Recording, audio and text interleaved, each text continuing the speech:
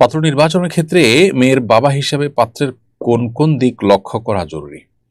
অনেক মানুষ পাত্র নির্বাচনের ক্ষেত্রে সর্বপ্রথম দেখে পাত্র সম্পদশালী কিনা। অনেক প্রসিদ্ধ বুজুর্গ আলেমকেও এমন করতে দেখা যায়। এ ব্যাপারে আপনার মন্তব্য জানতে চাই।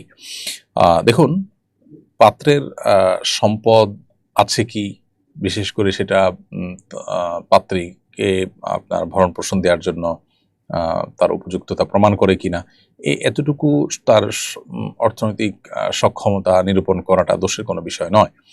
কিন্তু যদি শুধুমাত্র টাকাটাকেই অগ্রাধিকার দেওয়া হয় এবং ওইটা দেখেই শুধু বিয়ে দেওয়া হয়, তাহলে সেক্ষেত্রে সেটা অবশ্যই ত্রুটিপূর্ণ বিষয়।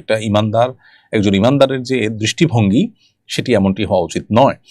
এক্ষেত্রে আপনি যেমনটি বললেন যে কোনো বুজুর্গ আলেমকে এমন করতে দেখেছেন, আসলে আপনি যাকে বুজুর্গ আলেম বলছেন, তিনি যদি বাস্তবেই এমন করে থাকেন, তাহলে আদৌ তিনি বুজুর্গ আলেম কিনা, নাকি আপনি আপনার ধারণা বললেন যে তাকে বুজুর্গ আলেম বলছেন।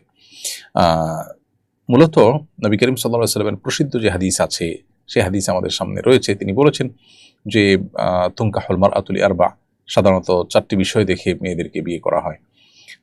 এই বিষয়গুলোর মধ্যে থেকে একটা হলো লিমারিহা, তার সম্পদ দেখে; ওলি হাসাবিহা, তার বংশ মর্যাদা দেখে; ওলি জামালিহা, তার সৌন্দর্য দেখে; ওলি দীনিহা, তার ধার্মিকতা দেখে।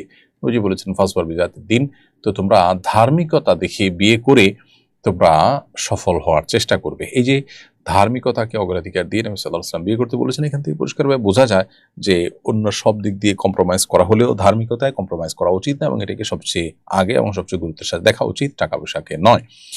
তিরমিজির আরেকটা হাদিস আবু হাতিম আল মুজানি রাদিয়াল্লাহু তাআলা থেকে বর্ণিত, যে নবী করিম সাল্লাল্লাহু আলাইহি ওয়াসাল্লাম ইরশাদ করেছেন, ইযা জাআকুম মান তারদাউনা দীনাহু ওয়া খুলুকাহ, যখন তোমাদের কাছে তোমাদের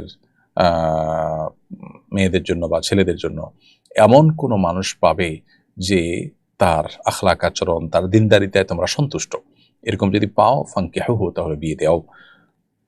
এই যে দিনদারিতা এবং আখলাকে যদি কেউ ভালো হয়, তাহলে সেক্ষেত্রে তাকে অগ্রাধিকার দিতে বলা হয়েছে। এখান থেকে বোঝা যায় যে মানুষের ব্যক্তিত্ব, মানুষের আমল, মানুষের তাকওয়া, মানুষের দিনদারিতা, ধার্মিকতা, এগুলো বেশি খোঁজা উচিত বিবাহ শাদীতে, যেটা আজকাল খুব একটা খোঁজা হয় না। এগুলোকেই সেকেন্ডারি অথবা আরো পরবর্তী লেভেলের জিনিস মনে করা হয় এবং সবচেয়ে গুরুত্ব দেওয়া হয় টাকাকে। হ্যাঁ, আবারও বলছি, এতটুকু টাকা তো অবশ্যই দেখতে হবে যে এই পাত্র পাত্রীকে ভরণ পোষণের ব্যবস্থা তার স্ট্যাটাস দিতে পারবে কিনা, সেটা দেখাটা দোষণীয় কোনো বিষয় নয়।